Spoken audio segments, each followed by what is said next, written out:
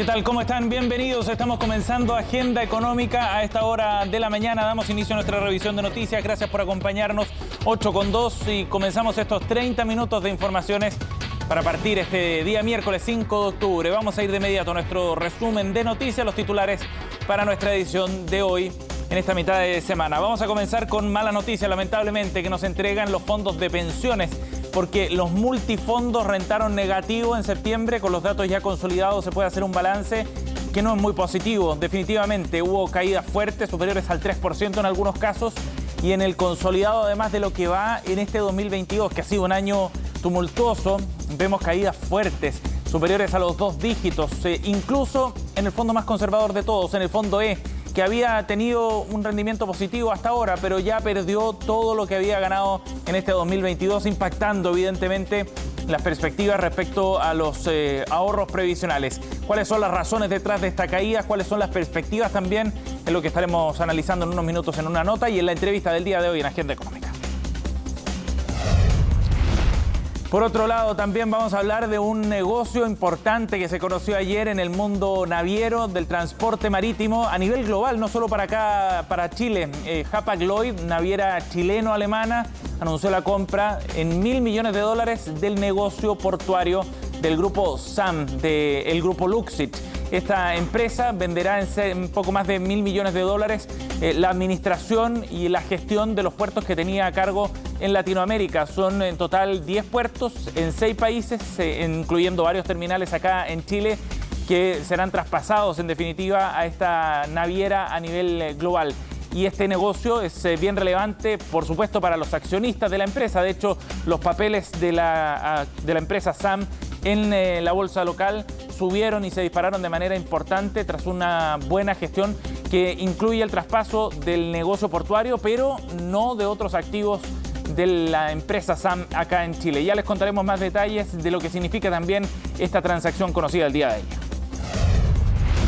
Y por otro lado, vamos a estar hablando también de las proyecciones que ha hecho el Banco Mundial para la economía chilena, mirando sobre todo el 2023.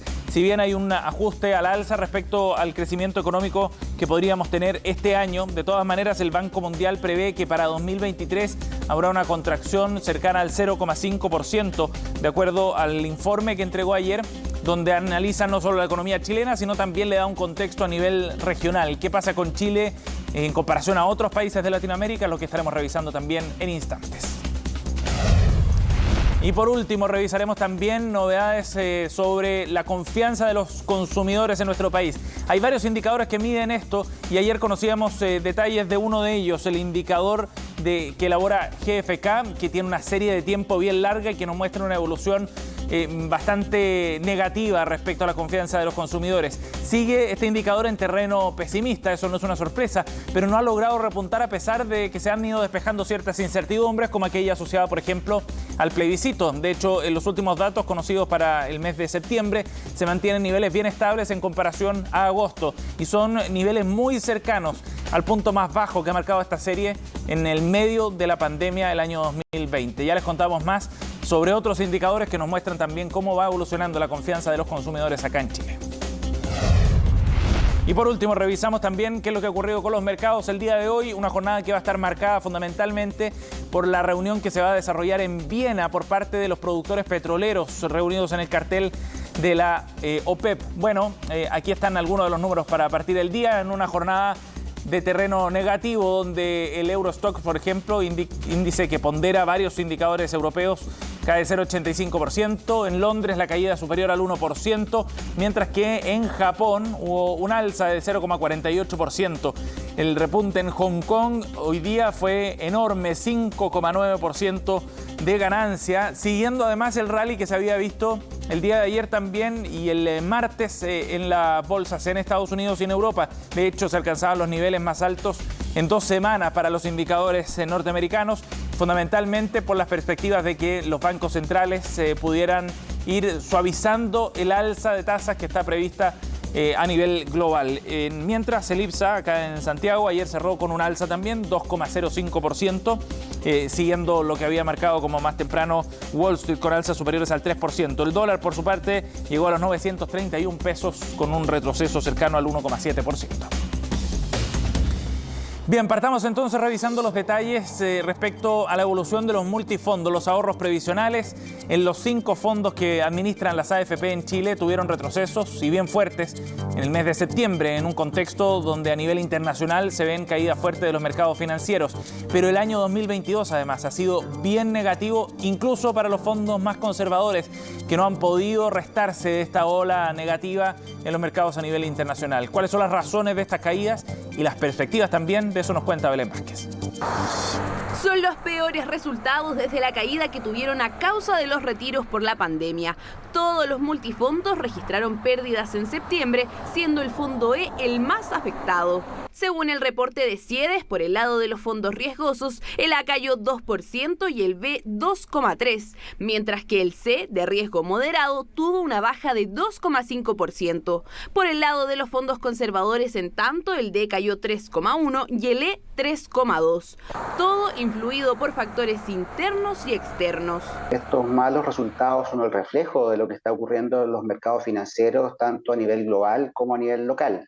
En el caso de los fondos más conservadores, estos se han visto afectados por el alza en las tasas de interés. En el caso de los fondos A y B, el desempeño se vio influido mayormente por las caídas de los mercados internacionales, que a su vez se ven impactados por los efectos de la invasión rusa a Ucrania, la pandemia y las alzas de tasa de interés en la mayoría de los países, así como el temor a una recesión global. Mientras que en el caso del C, D y E, son los impactos locales en renta fija los que han provocado las caídas, producto de las acciones del Banco Central para controlar la inflación.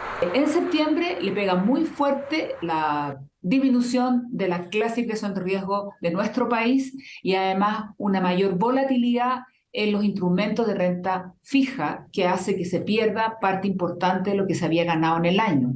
Lo de septiembre ha sido un reflejo de todo el año. Entre enero y septiembre, el fondo A acumula pérdidas por 17,5%, el B ronda el 14%, el fondo C acumula menos 11,2%, el D ha caído 5,8% y el E casi 1%. Entonces eso también te muestra que el multifondo está cumpliendo su función, de que en el momento de más riesgo, los que más caigan son los más arriesgados, que es el A y el B, y en cambio los fondos más conservadores, que el D y E, sean más protegidos ante esta volatilidad. Desempeños que podrían ser similares hasta fin de año, principalmente por la incertidumbre existente en el mercado. Si bien podemos esperar que pudiera haber una recuperación de los fondos más riesgosos, vemos que es una recuperación que probablemente no va a venir. El efecto retiros de fondo golpeó, dicen los expertos, pero no es lo principal. Afecta en mayor medida a los fondos conservadores, aunque la guerra rusa-ucraniana sigue siendo el elemento que más complica a los mercados. No solo fueron los retiros de los fondos de pensiones, también fueron las ayudas del Estado. Y lo que significa esta guerra es menos granos, porque Ucrania es un gran productor de granos y además de energía por parte de Rusia a Europa y a otros países. Pero entonces, ¿qué cambios se pueden introducir al sistema para proteger los fondos de la volatilidad?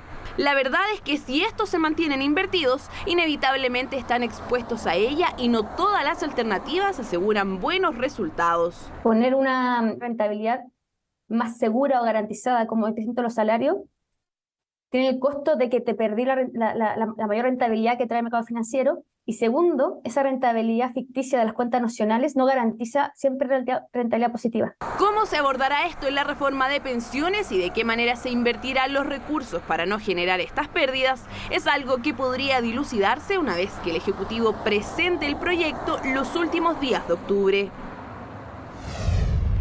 8:11 minutos. Vamos a ir a otro tema para hablar del anuncio de este multimillonario negocio que fue conocido el día de ayer en el sector portuario en nuestro país, que tiene implicancias bien relevantes. Resulta que la naviera chileno-alemana Hapag-Lloyd ha comprado en poco más de $1.000 millones los negocios portuarios de la chilena SAM. Esta última empresa forma parte del grupo Luxich en nuestro país, cotiza en la bolsa además. De hecho, sus acciones subieron con fuerza el día de ayer, una vez que fue conocida esta noticia. Subieron 46,5%, llegando evidentemente a máximos históricos. Es un anuncio bien relevante porque Hapag-Lloyd se queda con la propiedad de 10 puertos que operan en 6 países de la región. Están fundamentalmente 5 de ellos acá en Chile. Hay uno en Ecuador, otro en Colombia, otro en Costa Rica, en México y uno también en Florida, en Estados Unidos. De esa forma entonces, Hapag-Lloyd, que es una empresa de transporte marítimo, naviera, va a entrar también al negocio portuario, mientras que SAM mantendrá la propiedad de aquellos sectores o de aquellos activos más bien vinculados al rubro de remolcadores y de carga aérea. Es lo que ha anunciado ayer en la firma a través de un hecho esencial comunicado a la Comisión para el Mercado Financiero. El CEO de la naviera alemana, Rolf Haben, aseguró que la compra del negocio de terminales y operaciones logísticas ayudará a la compañía a fortalecer su cartera de terminales, que será robusta y atractiva para un sector además que es estratégico para Chile, el de la administración de puertos, y que ha resultado en algunos casos algo conflictiva también, dado las relaciones desde el punto de vista fundamentalmente sindical en este sector. De ese modo entonces Hapag-Lloyd fortalece su presencia en este sector y abriendo además rutas importantes con el sector de Asia-Pacífico. La empresa chileno-alemana entonces, donde hay presencia de la compañía sudamericana de vapores, se queda con el negocio portuario de la chilena SAM, conocido ayer. Bien, y nos vamos a otro tema para contarles cuáles son las perspectivas que tiene el Banco Mundial respecto a la economía chilena. Ayer en su informe, en su último informe, actualiza las cifras de proyección de crecimiento tanto para este año como para el 2023 y los resultados, las proyecciones están en línea con los ajustes que se han hecho también con un año, el próximo, que será fundamentalmente más exigente para la economía nacional y donde se prevé una recesión y una contracción de la economía bien importante. En ese sentido, el Banco Mundial lo que ha previsto es que el próximo año la economía chilena caerá 0,5% de acuerdo a su último reporte. Es una caída más profunda que va de la mano también con una mejor perspectiva para este año 2022. Y en la medida que sube la base de comparación de este 2022, bueno, es previsible también que sea más exigente la medición para el próximo año. 0,5% crecería entonces, o caería más bien la economía chilena y sería la que caería más en la región, de acuerdo al informe que entregó ayer en sus proyecciones de crecimiento el Banco Mundial. Por ejemplo, la economía brasileña el próximo año crecería un 0,8%, la colombiana un 2,1%, Ecuador un 3%, México 1,5%.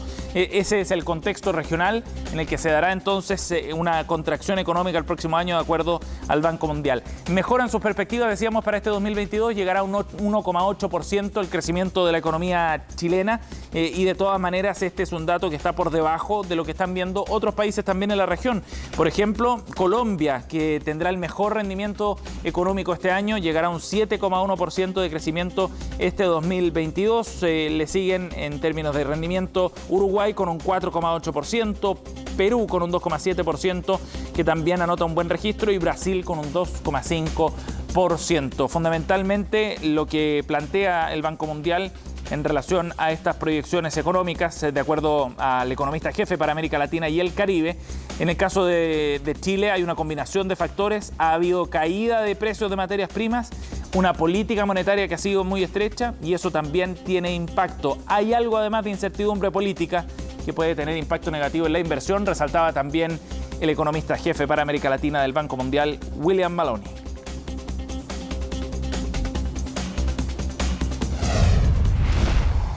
Bien, y vamos a ir a otro tema. Ayer Rosana Acosta la presidenta del Banco Central, profundizó en el análisis respecto a lo que está ocurriendo en la economía nacional y entregó algunas luces bien importantes más allá de lo que se conoce oficialmente a través de las minutas del Banco Central o de los comunicados que ha entregado el banco respecto a la evolución de la economía chilena, poniendo particular énfasis en la evolución de la inflación. Los invito a que revisemos algunos de los pasajes destacados de esta intervención que realizó Rosana Acosta públicamente y donde podemos ver algunas de las visiones que tiene el banco sobre la evolución de la economía nacional. La depreciación del peso, es decir, el aumento en el precio del dólar, coloca una nueva presión sobre la evolución de precios en el corto plazo, dice Rosana Acosta, la presidenta del Banco Central. Esto, todo lo demás constante, eleva la inflación esperada en el corto plazo, destaca la presidenta del Instituto Emisor para resaltar cuál es el rol que está teniendo hoy el aumento en el tipo de cambio en nuestro país y cómo eso surge como una mayor amenaza para el trabajo que está haciendo el Banco Central para frenar precisamente la inflación. La probabilidad de que la economía estadounidense pase por una recesión ha seguido aumentando, dice. Es inevitable que este proceso conduzca al fortalecimiento del dólar, dice Rosana Costa, la presidenta del Banco Central, en este seminario organizado ayer por BCI. No fue el único punto en el que se detuvo también, porque analizaba además Rosana Costa este escenario de recesión para la economía chilena como un factor ineludible después del gran crecimiento que tuvo la economía nacional el año pasado y que también influyó en esta alza de precios. Revisemos otro de los pasajes también de la intervención de Rosana Costa. Dice que estamos viviendo una recesión en un proceso que es parte de lo que necesitamos.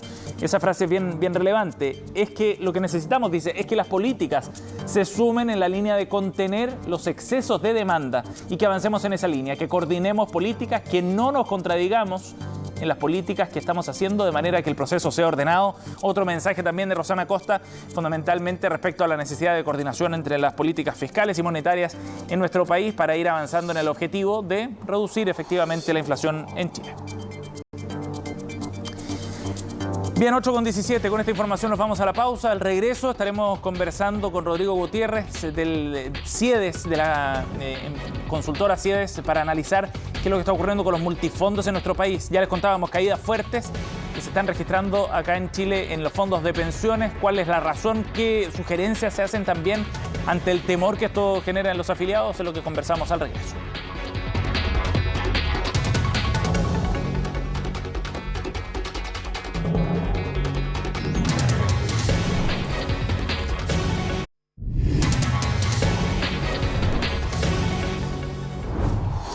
Bien, como le contábamos en el primer bloque de Agenda Económica, los multifondos vieron caídas fuertes durante el mes de septiembre. Ha sido la tónica en realidad durante este año 2022, con caídas superiores incluso al 17% en el fondo más riesgoso en lo que va de este año. Conversamos de este tema junto al gerente general de CIEDES, Rodrigo Gutiérrez, en contacto hasta ahora. ¿Cómo está, Rodrigo? Buenos días. Hola, Sebastián, buenos días, ¿cómo estás? Muy bien, gracias por conversar con nosotros. Rodrigo, partamos por lo más básico para nuestros televidentes. ¿Qué es lo que ha impactado con más fuerza y qué explica además esta caída en septiembre y en lo que va de este año en los multifondos? Bueno, estos malos resultados son el reflejo de lo que está ocurriendo en los mercados financieros y en la economía global. Los resultados de los fondos más riesgosos dependen de factores distintos de los fondos conservadores. Es importante que la gente sepa que los fondos más riesgosos, como el fondo A o el fondo B, están invertidos principalmente en instrumentos de renta variable en el extranjero. Y en tal sentido están, por lo tanto, impactados por lo que ocurre en las bolsas internacionales, por lo que está ocurriendo en la economía en el mundo. Y es ahí donde hemos visto cómo, por efecto de la incertidumbre, el conflicto en Ucrania, los procesos inflacionarios en los distintos países que están haciendo los bancos centrales subir sus tasas de interés, el fenómeno de amenaza, de recesión de China, la desaceleración de China en concreto, han afectado fuertemente a las bolsas durante el mes de septiembre.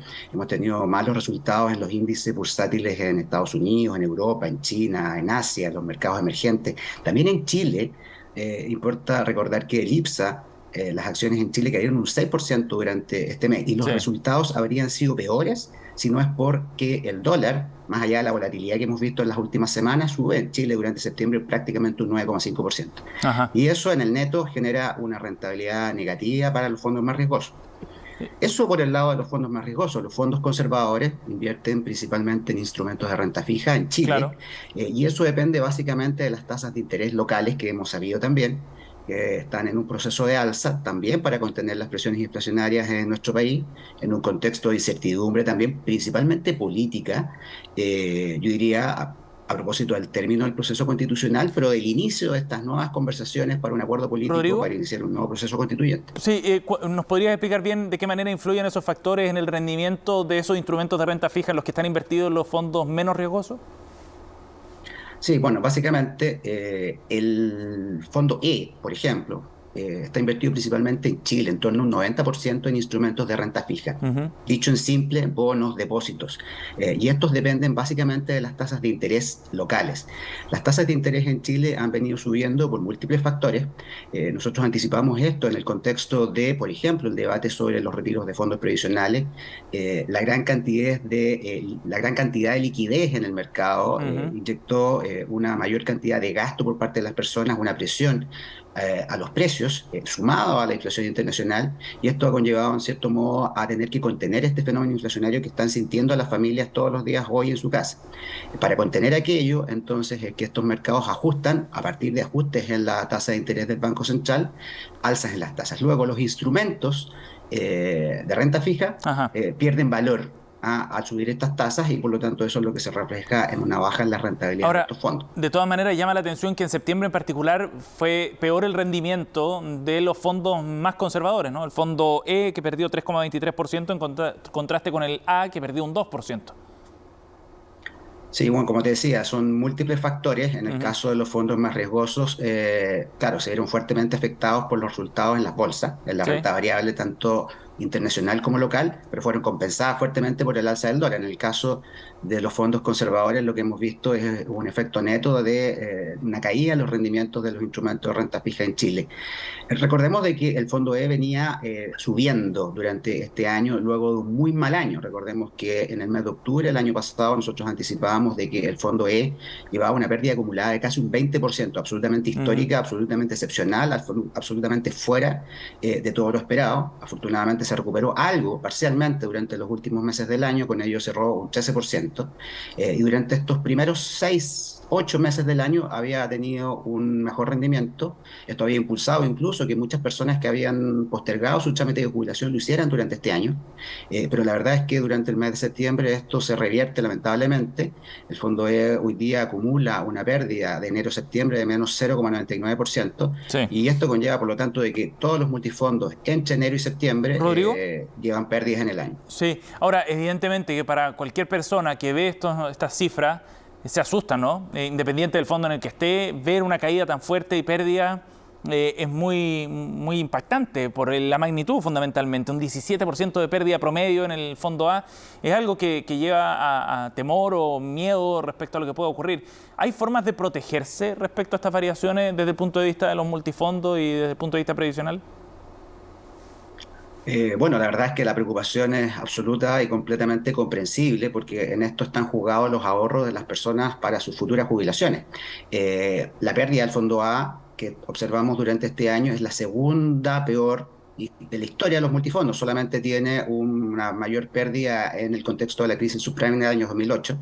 Pero lo importante que hay que decirle a las personas es que el sistema de pensiones y los ahorros para las futuras pensiones siguen una lógica de largo plazo. Es decir, en el largo plazo, todos los multifondos tienen y tendrían que tener, y la evidencia estadística y la evidencia empírica sí lo demuestran, rentabilidades positivas.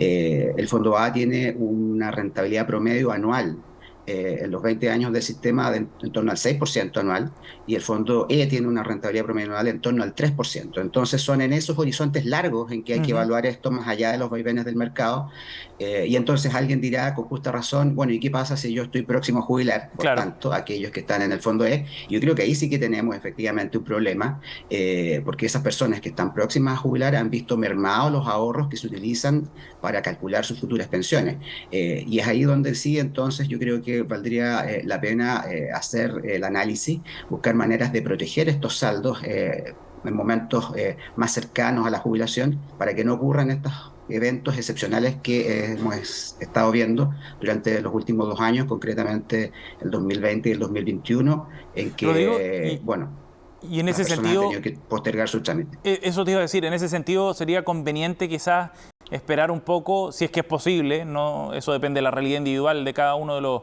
que está pronto a jubilar, pero postergar un poco ese trámite.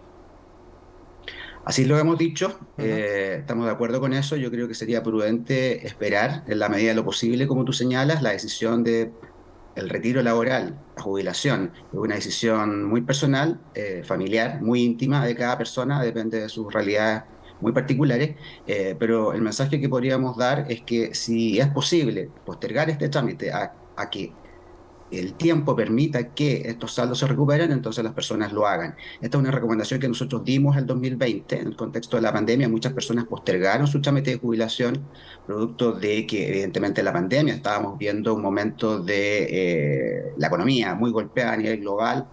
Había pérdidas de empleo en Chile en torno a 2 millones de personas. Muchas personas postergaron el trámite, además en el contexto de restricciones sanitarias. El 2021, en el contexto de las pérdidas que estábamos comentando hace un momento respecto al Fondo E.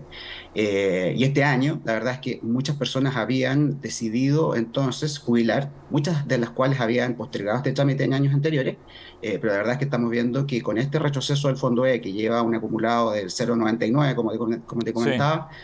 Aparentemente sería prudente esperar un tiempo en la medida de lo posible y en la medida de las condiciones individuales de cada uno. Y eso ya es un análisis más específico caso a caso. Bien, Rodrigo, gracias por conversar con nosotros esta mañana, muy amable.